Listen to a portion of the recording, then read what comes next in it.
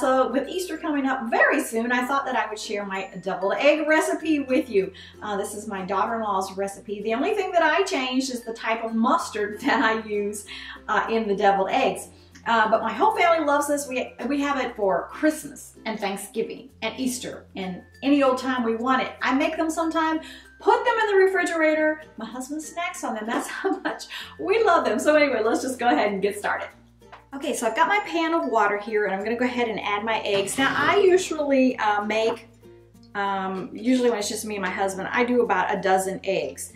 When the whole family's here, well, of course, there's a lot more eggs than that. But anyway, I do about a dozen. So let's see how many is that? 2, 4, 6, 8, 10, and 12. So anyway, I'm gonna go ahead and put these on the stove and get them boiling. Once they start boiling, I let them boil for 10 minutes. And that's it. So let's go ahead and just get them on the stove and start them boiling.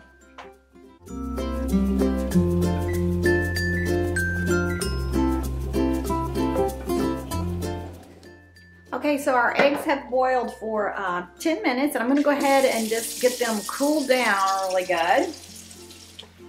And I just run cold water over them. Dump out that hot water and do it a couple of times. To get rid of the, the heat from the pan and the eggs. Okay, so I just, after I get them cooled down enough, I go ahead and just fill this little pan up with water. And now I'm gonna go ahead and get these eggs all cracked. Now I know everybody has their own way of cracking the eggs, and this is just the way that I do mine. I just find that whatever works best for you is what you need to do.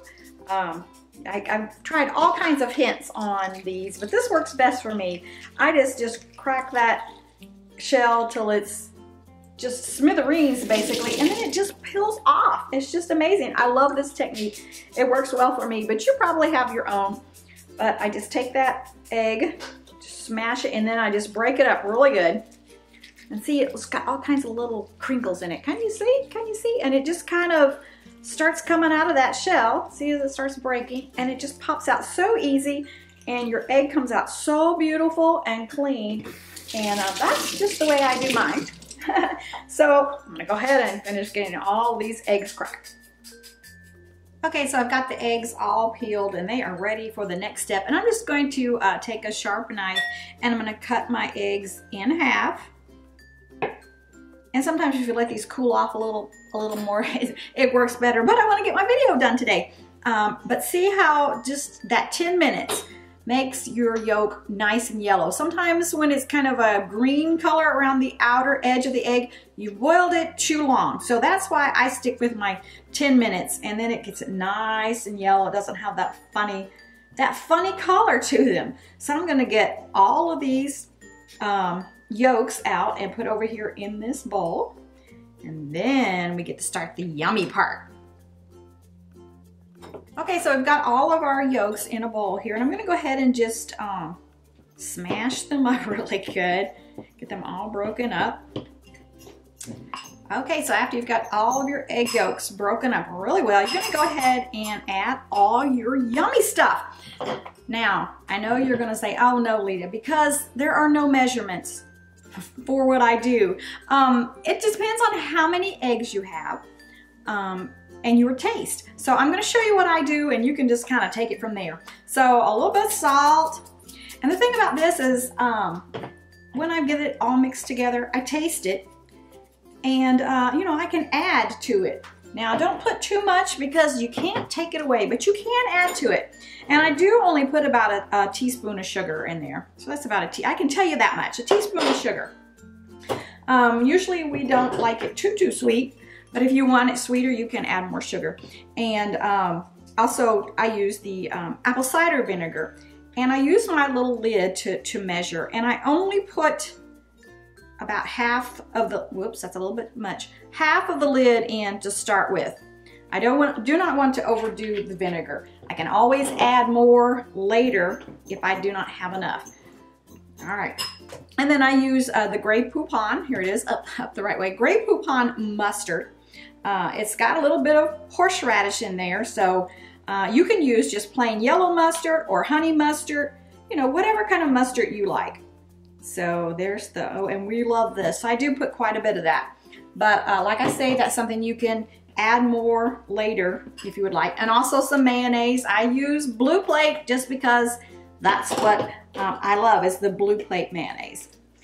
And that's a teaspoon there, but I put about a tablespoon, 2 tablespoons to start with.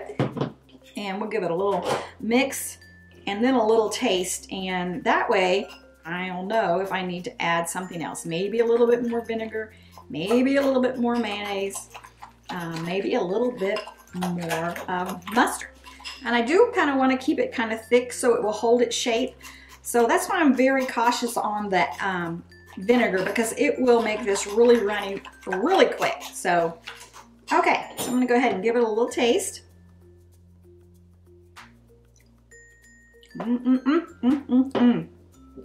That's tasting pretty good, but I am going to add just a tad bit more vinegar. Not much at all. Just, I mean, barely enough to even cover the bottom of that lid. And I do think it needs a little bit more salt. This is one of those recipes where you just kind of taste it and add more if you need to. That's why I don't like to overdo, because you can always add more. All right, now let's have a little taste, see what that tastes like.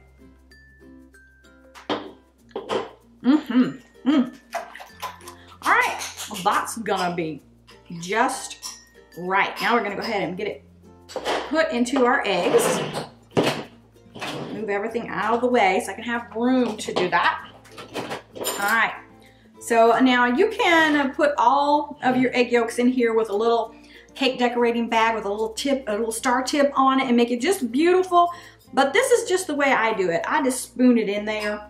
I have done the little star thing before, but this works just as well for us. We just like it this way. So I'm gonna fill all these little half eggs up.